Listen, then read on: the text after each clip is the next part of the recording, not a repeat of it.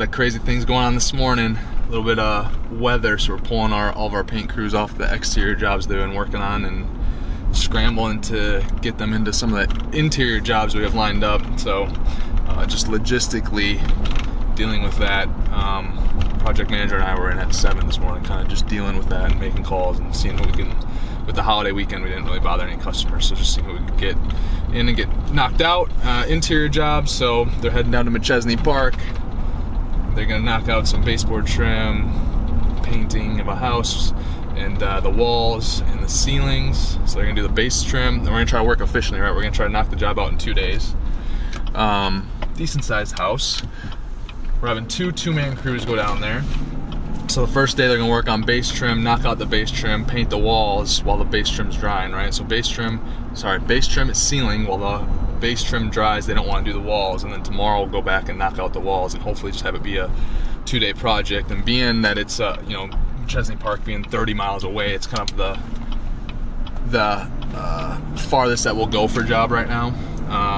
We want to be able to get it done in as few trips as possible, just because each time we're packing up and driving, it just adds more overhead and more cost. So the faster we can get it done, the better, right? Not super tall ceilings, so we don't need a lot of big equipment, so we're able to put them all in one company vehicle, be efficient there, along with other equipment and stuff. So then we've got a lot going on down to Signature 23. We got some move-ins coming in 7 days. We're wrapping up those units. They're remodel units. We got contractors going in and out all day today, which that's what we're running to right now, to get some contractors in.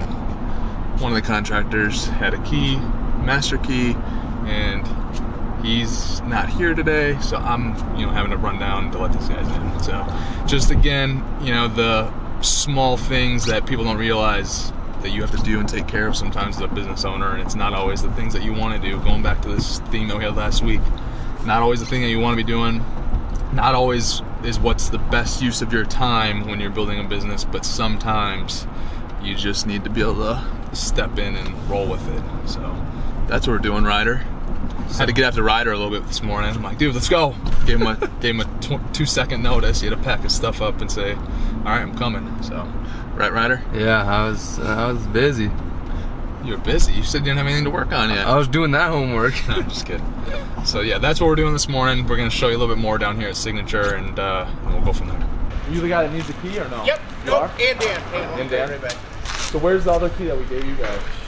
So our keys. Sorry, Tony. Justin. Nice to meet you. Sorry, it was one of my other contractors. Okay, so this is Tiffany gave me. Yes. Deadbolt only. Do you guys have Tiffany's number so you can reach out to see where this the hand lock would be? We do have masters. If I put one down there that says master on it, Yeah. but it does not unlock it. All right. You want me to call Tiffany now? Yeah, and see if we can figure out where this. So this deadbolt's unlocked right now? Yeah. Yes, so this will unlock the deadbolt for sure, But we don't have. but I don't have the bottom. But this key does go in here. So where are you guys wanting to get into right now? Into this unit? If I can get into this one. Okay. So I was we're gonna repair this, Yep. and then we got a lot of mold in here. Yep. So we're gonna cut all the mold out today, and then You're with Titan? no. No. Okay. So John called us, told us to come fix everything. We demoed all the kitchens on Monday. We found all the black mold. We're gonna cut everything out today. Drywall it up, and it's getting painted tomorrow. Okay, so you already talked to Tidy Clean then? Yes, they called me this morning. Okay, so they're good. And they know. Yep, they're good. All right. And do you guys have to get into that unit today then? I got into 215. Okay. I'll get into there, no problem. But this is the one that This is the one we're locked out. Okay. So, yeah. Tiffany said she noticed that she doesn't have a key for that one either. Okay. And that's all getting switched out anyways, so I don't know if we can. I can drill this out. Let's drill it out. and then we'll just replace the Yeah, lock. let's drill it out because no, I don't even want to. We don't even need to think replace so. the Just handle use the deadbolt? because we just use deadbolt. Yeah. Okay. No, We that's have fine. five He asked me deadbolts to that are call you mastered to in the see basement that we gotta look into. Yeah. Okay, yeah, Justin's here. Okay. He asked me to call you to make sure there's No, any I'm other okay with keys. that. Drill it out. We'll go for it. Thank you. Okay. Sure. Yeah, I don't have a problem with that because then, yeah, this key would work. Yep. Okay. That's what we need to do. I just needed permission before we started drilling. I So appreciate that. So cool. So now, where did you find the masters? Are they? In the key box down there, it says CM Masters, and John told me to try them. There's schlag. Are we talking the deadbolts? No. We're talking keys. Yeah, it was like this Alright. kind of key. Yeah. So I know we have more schlags because there was like 14 apartments that we had a corporate lease with, so we didn't end up getting those switched over to masters. So those are the ones. So I can get you guys that, and we can add that to your list or whatever, and Okay. swap that out with. Perfect. Yeah, and then in the basement down here at Signature, underneath 115, there's a water leak, and it's coming from the ceiling. It's under 115, so I don't know if it, I don't know.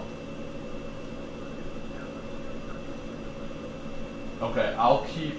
Yeah, I mean it's then the floor. There's a decent amount of water on the floor. I'll keep this maintenance room unlocked for them. I mean they have access to it, I guess. Anyways, I'll keep it unlocked for now if they want to get down here and look, but they'll see it.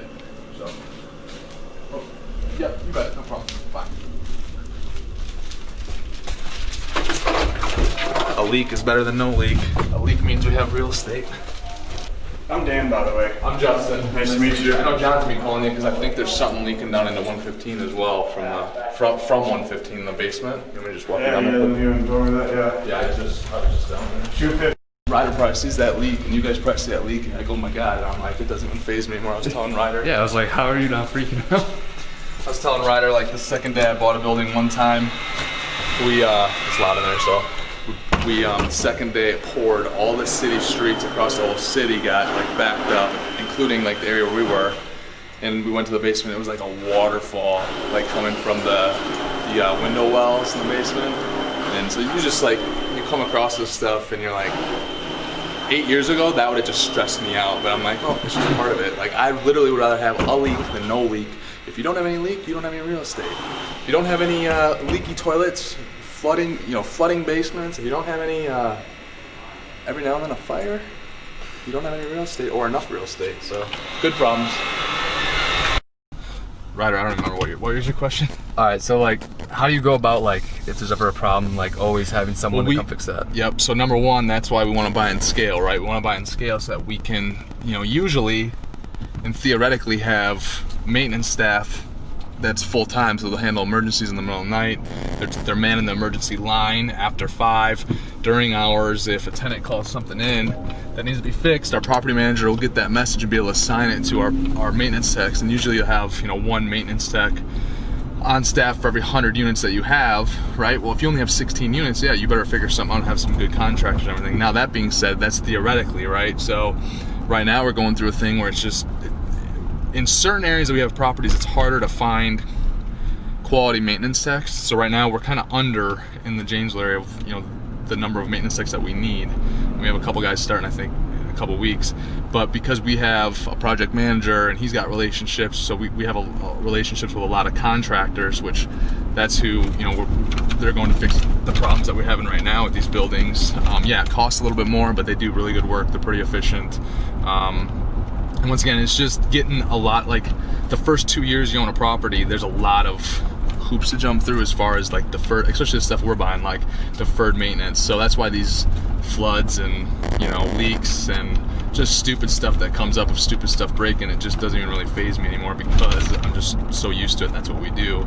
Now, like another 2 years from now, we'll have been in that building for 4 years. A lot of those things will calm down and really there won't be a lot of maintenance because we'll have gone through like all 47 units. They'll be partially or fully remodeled. We'll have already replaced, lots of the HVAC and, water heaters and all that stuff. So it really calms down and then it's just a matter of making sure that you're taking care of it and finding good tenants to take care of it and live in it and pay you rent. And then just staying ahead of the maintenance, not getting behind it. So many people in real estate that are like mom and pop owners, they don't take care of the building adequately and they just run it into the ground and take all the profits out to pay themselves. But then on the back end, they're not going to get a premium when they sell. And so for us, we've been able to get premiums every time we've sold a building because of the value we've added and all the things all that previous deferred maintenance that we took care of. So yeah, that's the power of that's kind of how we're going about. That's the power of scale, being able to have a team on staff. And then another thing about scale is you're going to have more contractors willing to do work for you or get over it in a moment's notice, because if you have 1,000 apartments, they know that they can get a lot more business from you, right? So they're going to treat you really well as a customer. That's kind of how we handle that stuff. Staggering it, we have 2 events for the 15th, and then it will be 3 for October.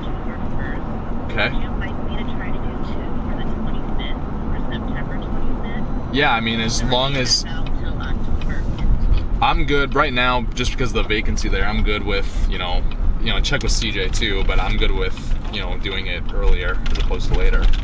So as long as we can get them done. Okay, as I say, so you're gonna want to talk to CJ and John and make sure that we have it dialed up, and I think we do now, just with the contractors that we have, that we can get it dialed up and done in time. But yeah, can you reach out to CJ about that and just make sure you guys are on the same page with John? So, okay, cool. Thanks, Tiffany. Yep. Bye. I don't know if there's anything you want to say, or... She was just calling. So another learning point, she called because when we go through and do budgets and start, converting some of these properties that we get, they're month-to-month leases. We don't want month-to-month leases. We want year-long leases. But then when you have year-long leases, let's say you have a 200-unit apartment building, you don't want all those leases to end. Like, you wouldn't want all 200 leases to end in June, right?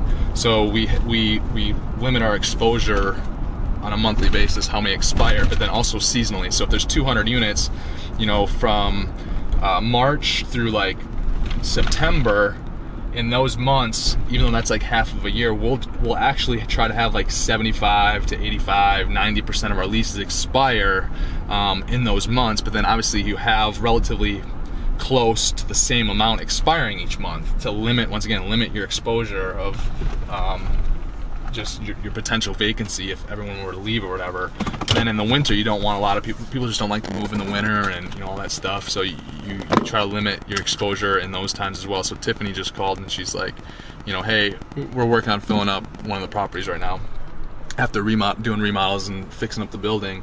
And she's like, hey, I know we have these move-ins on the 15th. We already have 3 in October. Is it okay if we have 3 more people interested right now? Do you want to wait a little bit to get them, on the schedule where their lease is going to expire to kind of keep that exposure spread out, or do you want them sooner?